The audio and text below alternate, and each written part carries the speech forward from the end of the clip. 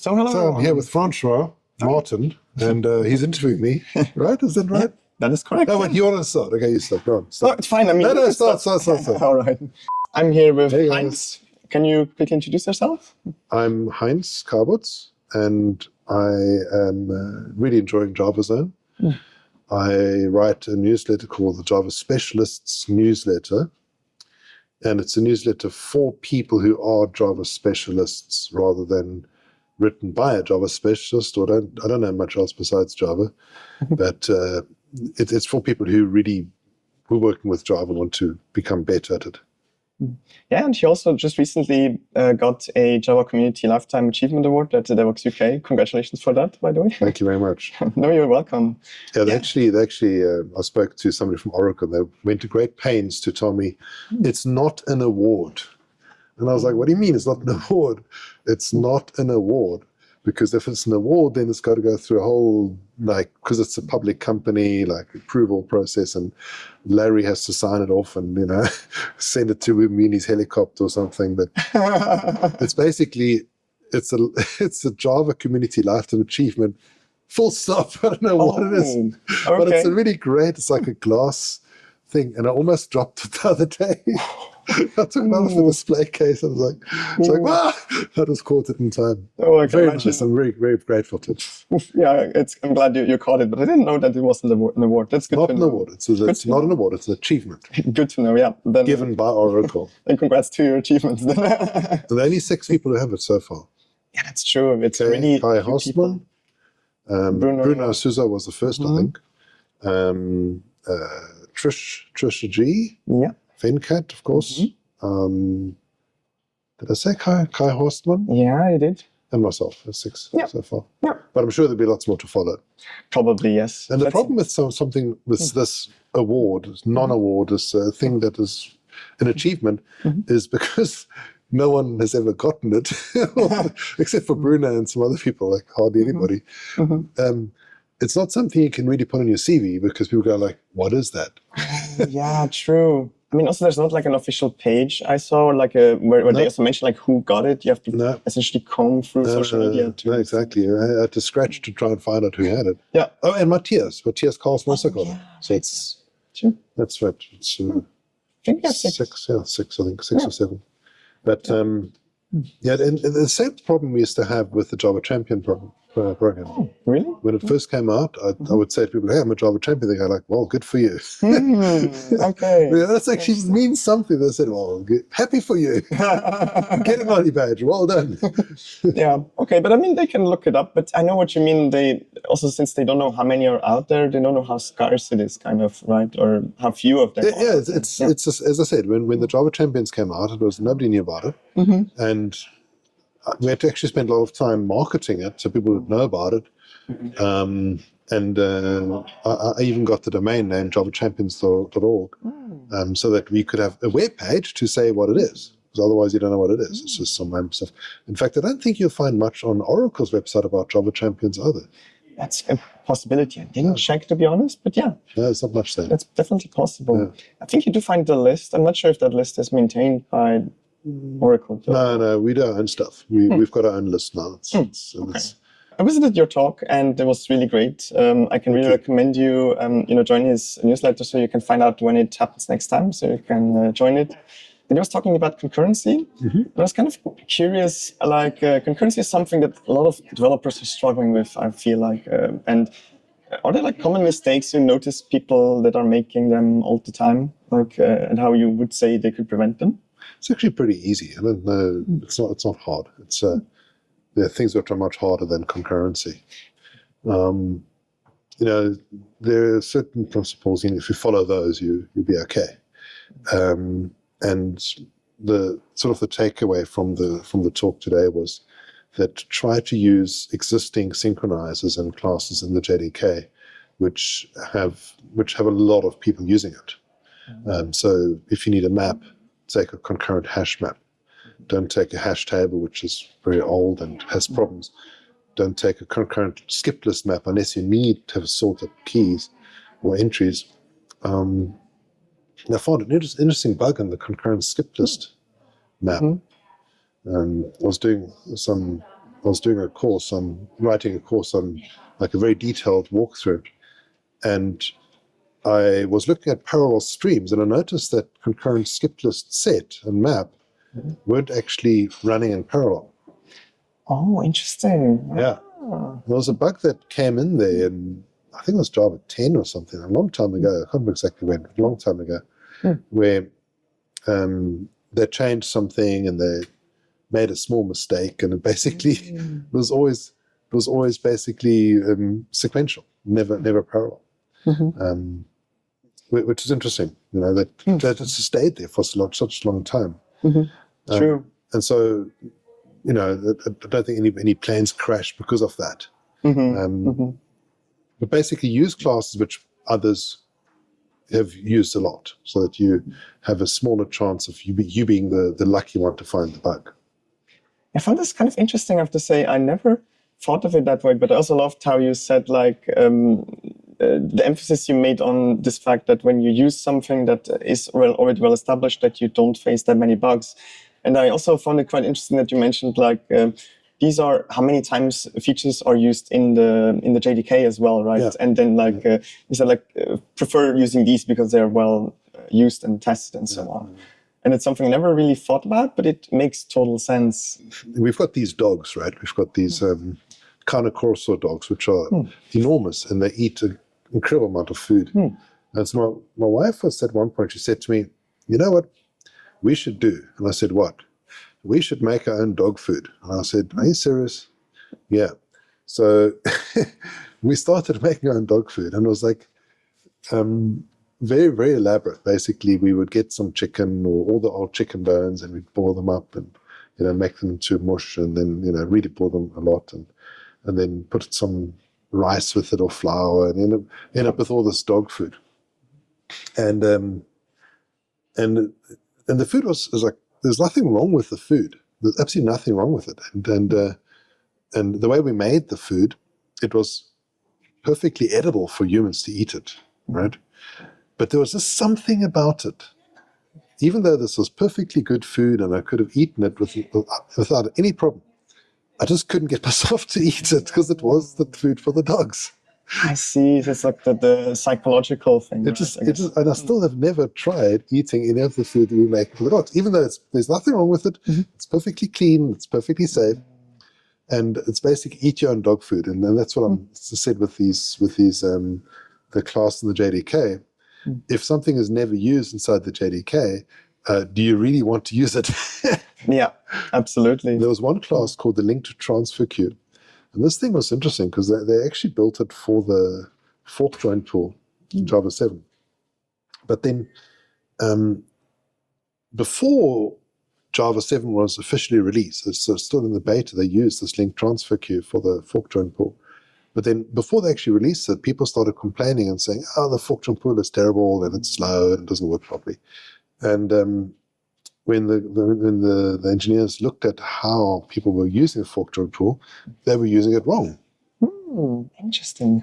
Now, if somebody uses something wrong, you can either try to convince them that they're doing it wrong, True, which is difficult. or you can just change the code so it works okay for that as well. And if you look outside in front of the hotel here, there's like grass, right? Within the grass, you'll see paths where people have walked. They should pave those paths because that's where people are actually walking. Put some cement down or some asphalt down. That's where people are actually walking. That's where they want to walk. That's where you should be paving. And basically, I found that just brilliant. That they didn't say, "Hey, you're doing it wrong. Stop doing it that way." They said, "Okay, that's how you're doing it. We're going to change the code." So they threw out the linked transfer queue, and they instead used parallel arrays. But the problem is, by that time, it was already inside the JDK. So they kept it. And I think since Java 21 or somewhere around there, they do use it now internally as a basis for the synchronous queue. I think that's where they use it. But they didn't use it for many years, and found a bug there as well. Ah, it's kind of funny. It was kind of interesting to me how many bugs you found. I would have never guessed that there would be that many, but it kind of makes sense because it's just like every time you do something, you have a bug, you don't expect it to be in the JDK, you expect it to be anywhere else. It usually is. Yeah, usually it is. Almost always is. And I would say 95% of bugs that I've discovered were not in they were not in the JDK, they were my own code. And I'd like write my code and run the code and say, I found another bug, and then I'd like, no, okay. And then I'd write up the report, and then before I submit what I normally try and do when I find what I think is a bug, I try and fix it before I report it. Because several times I've found what I thought were bugs, and then when I actually try to test it, I realized that it was actually a mistake in my code. And a good technique there is what you do is, let's say, for example, you're looking at the concurrent skip list map, for example, just take an example, and you think you found a bug. So what you do is you compare that to the concurrent hash map, and you also compare it to the hash table, which are all thread safe maps, and you see whether your test passes or fails there. And what you'll sometimes find is that you just misunderstood that actually your test is wrong and it fails for all three, or you find a bug in all three, but that's less likely. Most of the time, it's going to be one of the classes in some obscure place. That's a smart idea. I mean, you're essentially using the fact that they all are supposed to behave similarly, at least, and exactly. Then you're just using it and see, like, if there's just in one of them which are supposed to behave similarly, then you know, okay, it must be a bug. That's a clever idea. Well, they don't have to behave similarly, but it's like there's typically a certain way of doing it. For example, the link blocking deck. I was writing some code, and I noticed that my code was getting stuck, and I didn't expect it to get stuck because I was interrupting the threads, which were calling put and take, and I expected to come back with an interrupted exception, shutting them down. If you say, for example, execute a service.shutdown now, it's going to interrupt all the threads, and I thought it should come back with an interrupted exception, and it didn't. And then I dug into that and tried it with the link blocking queue, and it worked. Link blocking deck didn't work. And then when I dug into it, I noticed that most of the time, in fact, all the other times, when you have a blocking queue and you call put and take, and the methods throw interrupted exception, then if you call it and you're already interrupted, they don't try and wait. They immediately throw interrupted exception. Okay. But link blocking deck didn't do that. So then I reported the bug, proposed the fix, and eventually it got in. So Java was 26, now the bug's been fixed. That's cool. I mean, it's pretty recent then. It hasn't been a long time, right? I guess. No, it took me quite a while to get the bug accepted. Oh, interesting. Okay. Yeah, it takes a while. I mean, it's not instantaneous because they want to check it and make sure it's corrected, and so on. And you want to have some test code and so on. It's quite a process. Must be patient. That's true. And anybody can submit bugs for the JDK, and anybody can submit fixes. You just have to sign the contributors agreement, and you can be a contributor, which is quite cool. That is true, yeah. And you're actually bringing up a good point. I was also wondering, I mean, you mentioned in your talk as well that testing concurrent code is really difficult, and like that sometimes you don't spot bugs because of that.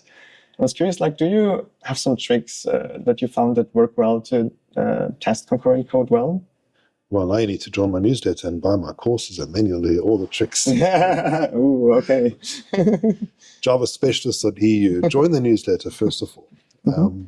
And they've got a whole bunch of tips on my Java Specialist newsletter. So the way I found these bugs was through comparison. So in other words, what I did was I was studying the link blocking queue in microscopic detail, because I wanted to do a course where I just look at the link blocking queue and link blocking deck, and it took me ages to actually sit down and do it. And so I spent a lot of time looking at the link blocking queue, and a lot of people have looked at that. That's very very good class. I haven't found a bug in there so far. And then when I looked at the link blocking deck, which didn't get very much love at all, I saw the parts which were missing, which had been addressed in the other class. And that's how I then found those 5 bugs. Well, some of the 5 bugs. But quite often when you need to discover bugs, it really is about reasoning and using your brain to figure this out. I took the class and gave it to AI, and I said, find bugs, and it gave me all the stuff. Hey, well, this is wrong and that's wrong. It was all nonsense. It was fine. It didn't find the bugs. Now it might find the bugs, because now there's a bug report which has been fixed, so they could say, well, true.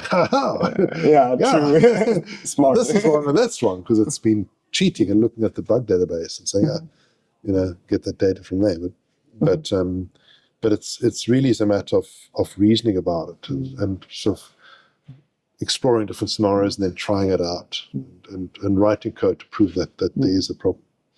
I think writing the code to prove that there's a problem, that is probably more the bigger challenge, I'm guessing, right? Or it is very difficult, and I'm not always successful with it either.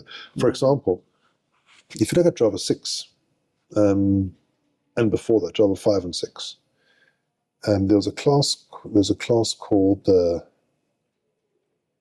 arrow blocking cube. That's an example, and the link block. No, the arrow and the link blocking cube, both of them. So when they lock and they await on the condition, what they do is they catch interrupted exception, and they send out a signal, so that, and there's like a comment. If you look at the wait. And the wait method and the signal method, they say that under certain circumstances, if you get interrupted at the same time as getting a notify, a wait notify, not a signal notify, you might lose the notify, because they're coming from 2 different angles. You get one thread calling notify, another thread calling interrupt. Now, which one do you take? Okay. Yeah. And so inside the JDK, you'll see a comment about that. And the code in Java 6 was written so that on signal, if you, on the Java util condition, Java util locks condition on that object, if you got a signal, or if you got an interrupt, that will also send a signal in case of that situation. So, and then when I pointed this out, that they took this away in Java 7, where they didn't do this anymore. They didn't interrupt and then signal again. So I pointed out this situation that they took it away, and they said, no, you don't need it for condition. You need it for wait notify, but not for signal and await.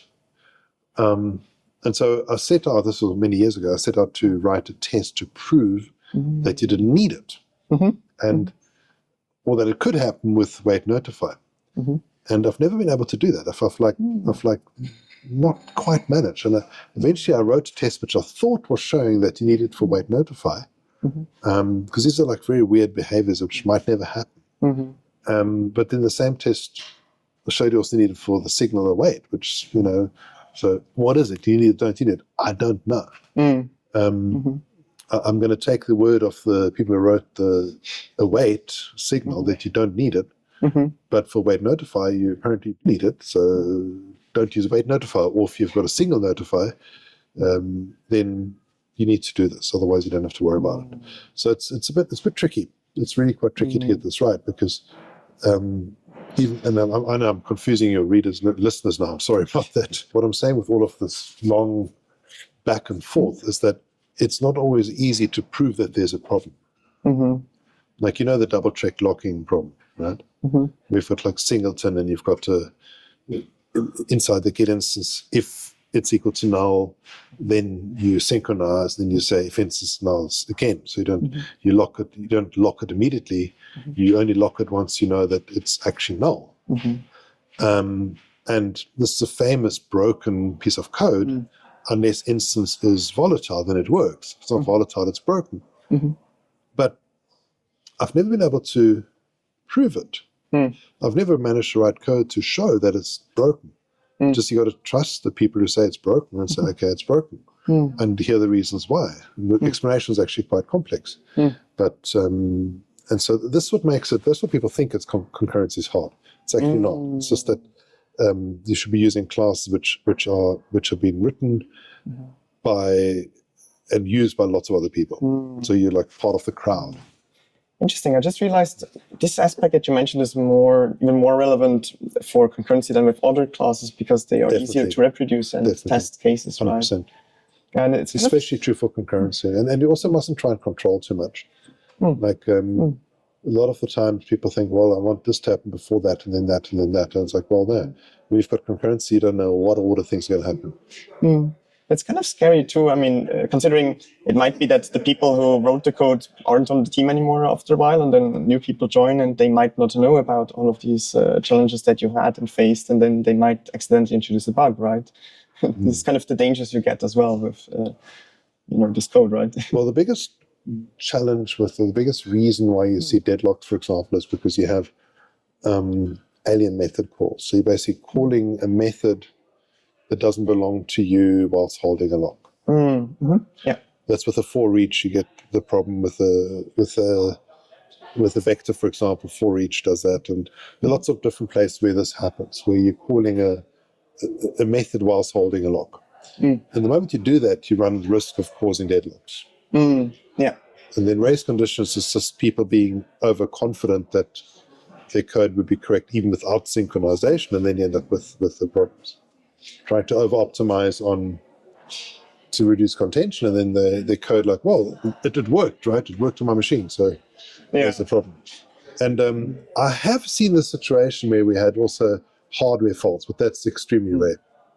That's true. I feel like hardware is also a good keyword here because I noticed as well, like what makes it particularly difficult to reproduce those scenarios is that you might be able to reproduce it on one, specific machine and hardware combination, but then you run it on a different hardware and then suddenly the bug no longer appears, right? Exactly. It's really frustrating. Or it's exactly the same hardware, but a different batch of hardware. True. And but that's very rare. Most of the time, it's like the chance of that is like 1 in a billion or something. The chance of it being your own code is 1 in 5. That's true. Extremely possible, extremely probable. Absolutely. So in other words, don't go looking for bugs in JDK. I can imagine. You won't find them. I can imagine, yeah. It's very rare. Absolutely. Thank you so much for the discussion. Thanks, and we'll make sure to link his newsletter down below. I really recommend you to join it, especially if you're interested in Java. He really sends a lot of interesting insights. Yeah, if you're not interested in Java, please don't join. That'd be like the wrong place to join. True. But I feel like most people probably wouldn't be interested by Java specialists if they don't care about Java anyways, right? So.